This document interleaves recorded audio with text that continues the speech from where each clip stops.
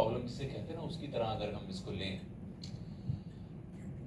बहुत ही दुर्भाग्य इस बात का ये है कि हमारे यहाँ भाषा ने डिवाइड किया है, भाषा ने हमें यूनाइट नहीं किया। आप देखिए कि हमारे देश में कितने राज्य बने भाषा के ऊपर बने।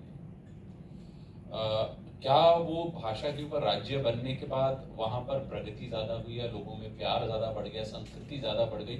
इसके ऊपर शोध नहीं है, इसके ऊपर कोई शोध नहीं है। क्या वो इकट्ठे रहते तो क्या वो बेहतर होते, अच्छे होते, खराब होते? इसके ऊपर कोई शोध नहीं है। पंजाब, हरियाणा और हिमाचल एक प्रांत था। क्या पंजाब, हरियाणा और हिमाचल को अलग होकर भाषा के प्राइमरी रीजन जो था, जो बेसिक मूलतः जो कारण था, वो भाषा था। क्या ये होने से क्या वहां पर सांस्कृतिक प्रगति हुई या नहीं हुई? क्या लोगों में प्रेम संबंध आपस में जो जनता के बढ़े, नहीं बढ़े? ये इसके ऊपर अगर आप दूर से देखें तो मुझे ऐसा लगता है, तो अगर इकट्ठे भी रहते तो ऐसा कोई इतनी बड़ी बात होने वाली नहीं थी दोनों की। अगर तीनों की अगर आप पॉपुलेशन देखें तो मिलके वो पॉपुलेशन तकरीबन 5-6 करोड़ है। उत्तर प्रदेश की पॉपुलेशन 23 करोड़ है। तो एडमिनिस्ट्रेटिव ईज भी हम उसको देखना चाहें तो हमारे देश में जो मेरी सोच है, जो बहुत इंपॉर्टेंट 2-3 चीजें और भी हो सकती हैं, मेरा जो व्यू है, एक क्रिकेट एक देश को बांधता है, सब लोग मिल जाते हैं।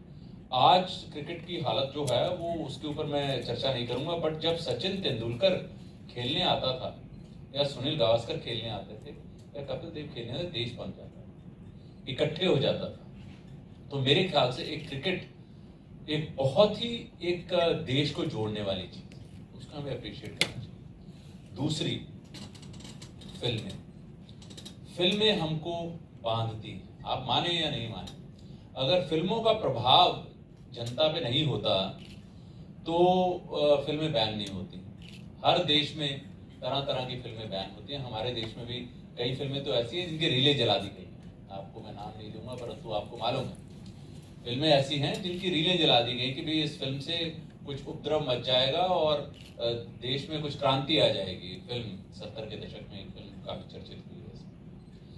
तो फिल्मों का प्रभाव भी है और फिल्में हमारे देश को एक साथ बांधती हैं। परंतु हमने इसमें भी जो काम किया है वो मैंने अपनी किताब में उसमें चर्चा की है। हमने इसमें भी जो हो सकता था वो तो हमने किया नहीं, और जो नहीं होना चाहिए था वो हमने काफी कुछ कर दिया। मैं आपको एक डेफिनेशन ऑफ अ यूथ, एक डेफिनेशन ऑफ एन इंडियन, एक डेफिनेशन ऑफ अ टिपिकल गांव, a definition of a family, ये सब कन्वे होती हैं फिल्मों के जरिए से।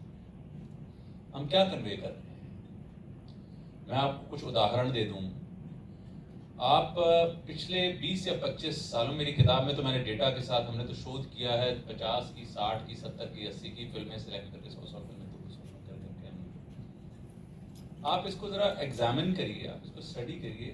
पहला प्रश्न, मैं प्रश्न ही पूछूंगा सभी। हमारे देश में ऐसा कौन सा राज्य है, ऐसा कौन सा हमारा जिला है, डिस्ट्रिक्ट है, सब डिवीजन है, यहाँ पर उर्दू भाषा प्रिडोमिनेंट? कौन सा? मुझे नहीं मालूम। हमारे तो उत्तर प्रदेश में भी जो मुस्लिम समुदाय के लोग हैं वो भी अवधी, खड़ी बोली, हिंदी, भोजपुरी वो बोलते हैं। तमिलनाडु में वो तमिल बोलते हैं। हिंदी इसको हम हिंदी फिल्म जगत बोलते हैं। तो हिंदी फिल्म जगत में एक उर्दू का प्रभाव कैसे आया? उर्दू कहाँ की ज़बान है? मुझे नहीं मालूम कहाँ की ज़बान है, मुझे नहीं मालूम उसके रूट्स क्या, मैं उसके ऊपर टिप्पणी नहीं करूँगा। परंतु हिंदी फिल्म जगत में हिंदी का प्रभाव इतना नहीं हुआ, उर्दू का प्रभाव बहुत हुआ।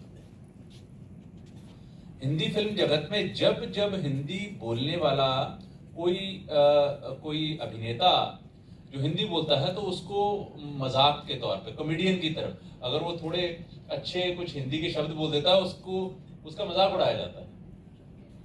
चुपके चुपके एक फिल्म आपने बोल ही दिया, उदाहरण है उसका। तो अगर वो हिंदी बोल रहा है और कुछ 2 शब्द भी हिंदी के कठिन शब्द बोल देता है तो उसको एक उसको दूसरी प्रवृत्ति, दूसरी निगाह से, दूसरी आंखों से, दूसरी लेंस से देखा जा रहा है। तो पहला तो कि हिंदी भाषा को एक हिंदी फिल्म जगत, और आज हम उसको क्लासीफाई कर चुके हैं इंडस्ट्री, एज एन इंडस्ट्री, और हिंदी फिल्म जगत के मेरे ख्याल से दर्जनों लोग ऐसे होंगे जिनको हमने सम्मान दिया, भारतीय सम्मान मिल चुके हैं, पद्मश्री, पद्म भूषण, पद्म विभूषण। बहुत तो उनका प्रभाव मेरे हिसाब से वो बहुत कुछ कर सकते थे हिंदी भाषा को प्रचलित करने के लिए, हिंदी भाषा की जिसे कहते हैं रीच बढ़ाने के लिए, परंतु वो पर्टिकुलरली पिछले 3 दशकों में तो बिल्कुल नहीं हुआ। हिंदी फिल्म जगत हमारी एक सॉफ्ट पावर जिसे कहते हैं, वो चाहे रशिया हो, इजिप्ट हो, इराक हो, अफगानिस्तान हो, हमारी वो पहुंच थी, हमारी संस्कृति की पहुंच थी। वो लोग हमसे आइडेंटिफाई करते थे, लिंक करते थे।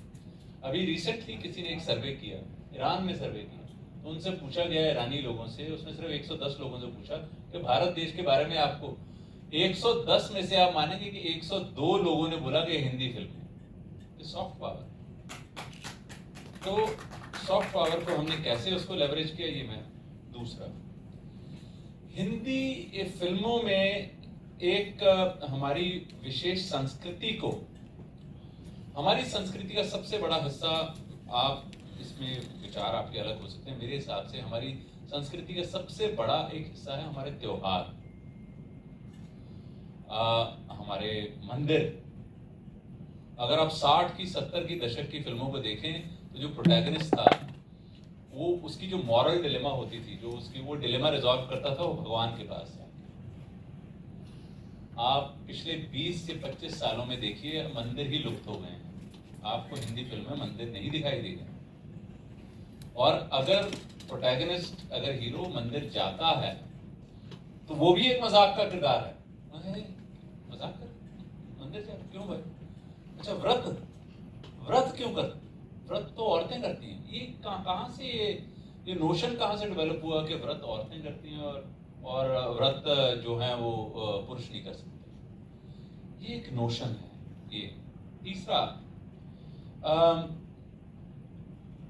अगर हिंदी भाषा के उपयोग को, और हिंदी भाषा, फिर उसके बाद हम हिंदू धर्म के, इतनी स्टीरियोटिपिकलिटी जिसे हम कहेंगे कि एक पर्टिकुलर कैरेक्टर को एक डिफाइन कर दिया गया।